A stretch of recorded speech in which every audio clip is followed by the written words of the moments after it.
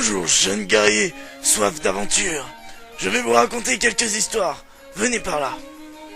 Je vais vous raconter l'histoire de Sargeras, le puissant titan. Sargeras était à l'origine un des titans qui parcourait l'univers en apportant et en protégeant la vie partout où il allait. Puissant et noble, Sargeras fut même désigné par ses semblables comme champion des titans et envoyé aux confins de l'univers pour veiller sur le néant distordu, une sombre dimension d'où provenaient des créatures maléfiques avides de chaos, les démons.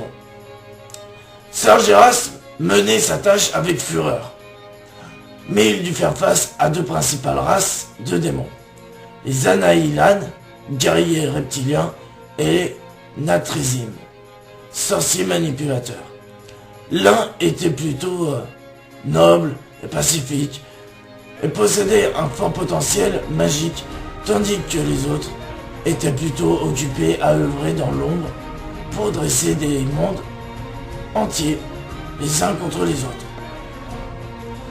En but de cette sauvagerie incompréhensible, le titan sombra peu à peu dans une profonde dépression.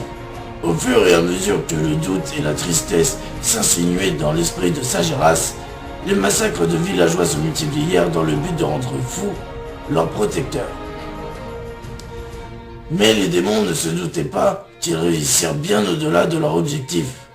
Un jour, Sargeras, trouvant une fois de plus un épouvantable charnier, s'effondra et se dit que, après tout, le chaos était l'ordre élémentaire des choses et que les démons finiraient forcément par le vaincre.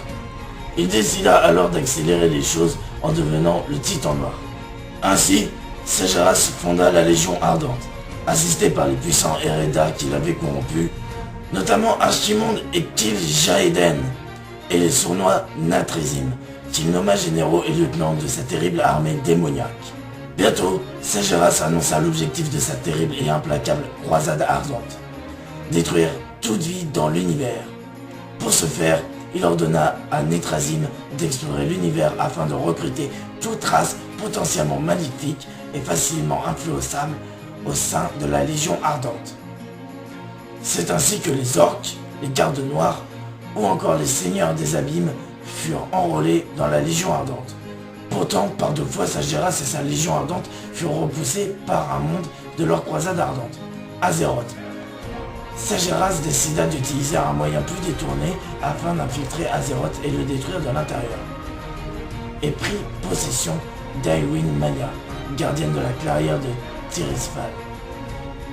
Toutefois, Sargeras ne releva pas sa présence à Aelwyn et resta caché au plus profond de son esprit jusqu'à ce qu'elle mette au monde un fils, Medivh. Sargeras se glissa alors à l'intérieur de l'enfant et décida d'attendre encore quelques années afin que le potentiel magique du jeune Medivh atteigne son paroxysme avant de se manifester.